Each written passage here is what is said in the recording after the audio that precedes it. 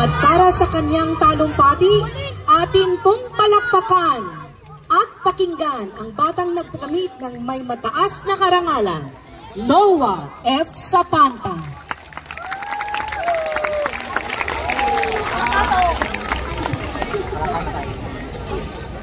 Isa pong mapagpalang gabi sa ating lahat. Una po sa lahat, papuri at pasasalamat sa ating Panginoon ang may likha ng lahat. Sa ating mga pinuno at kagawaran ng paaralang elementaryang Ladislao Diwa, sa ating mga butihing guro, sa ating mga kagalang-galang na panauhing pandangal, sa ating pinakamamahal na mga magulang at kapamilya, at sa aking mga kapwa graduates. Isang taos-pusong pagbati at magandang gabi po sa lahat. Fellow graduates, ngayong gabi, ipinagdiriwang natin ang ating pagtatapos sa paaralang elementarya, mga pagsisikap at mga natutunan sa mga taong nakalipas. Pinagdiriwang rin natin ang tagumpay ng bawat guro, magulang at pamilya. Isang malaking karangalan ang tumayo at magsalita sa inyong harapan at maging kinatawan ng ating batch. Hindi po ako makapaniwala na parang kailan lang. Takot pa akong iwanan ng aking nanay sa classroom, takot pa ako mag-isa, at hindi pa ako marunong bumasa at sumulat. Ngunit ngayon, mas higit pa sa pagbasa at sa pagsulat ang aking babaunin.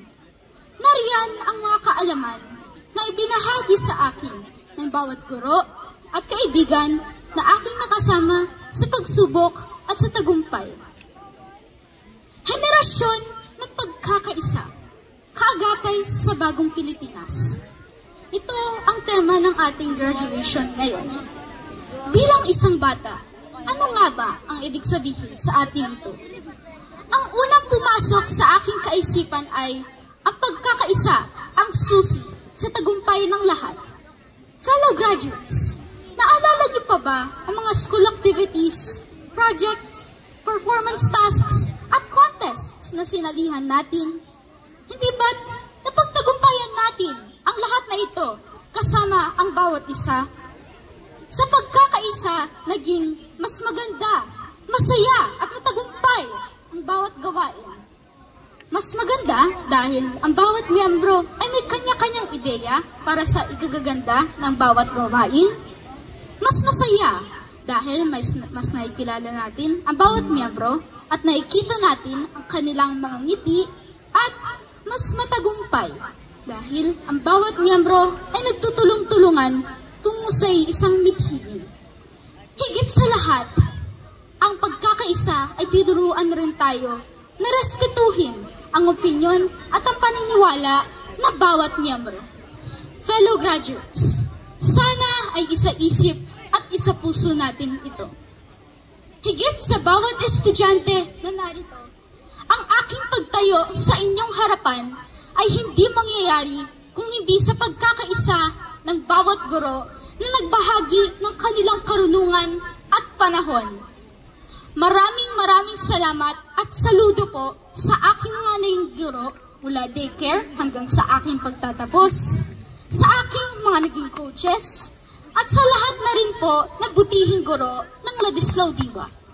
Muli, ako po kasama ng lahat ng estudyante ang bunga ng inyong pagsisikap at pagkakaisa upang maitaguyod ng tama at wasto at upang may handa kami sa hamon ng buhay. Maraming salamat po sa inyong walang sawang pagturo at paggabay sa amin.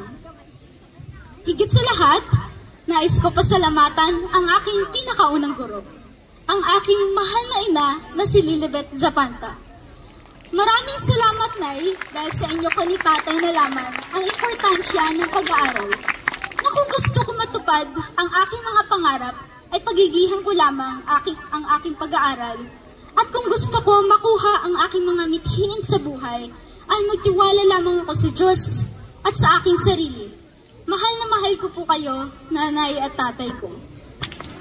Sa aking wawa, tinong at tiya, na laging nasa likod ko para ensure ako sa bawat laban ko, wagi man o hindi, maraming salamat po sa inyo. Fellow graduates, congratulations sa ating lahat. Pero tandaan natin na ang mga medalya at ang mga karangalan ay hindi magdidikta sa ating kinabukasan. Okay lang magkamali dahil tayo ay natututo. Okay lang hindi maging number 1. Ang mahalaga, sinubukan natin. Okay lang hindi mapili minsan. Ang mahalaga, hindi tayo sumuko.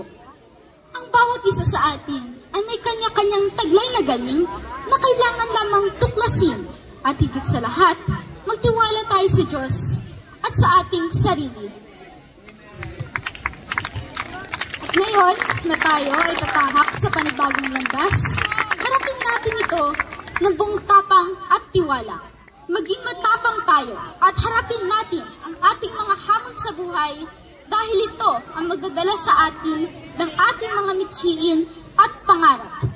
Tandaan po natin ang bilin ng ating dakilang bayani na si Dr. Jose Rizal, na tayong mga kabataan ang pag-asa ng bayan. At kung magkakaisa po tayong lahat, imagine what our country would become. Congratulations po sa ating lahat. We did it! Muli, ako po si Noah F. Zapanta, isang malaking karangalan ang tumayo at magsalita po sa inyong harapan. To everyone in attendance, to God be all the highest praises and glory. I love you, Lord. Congratulations, class of 2025.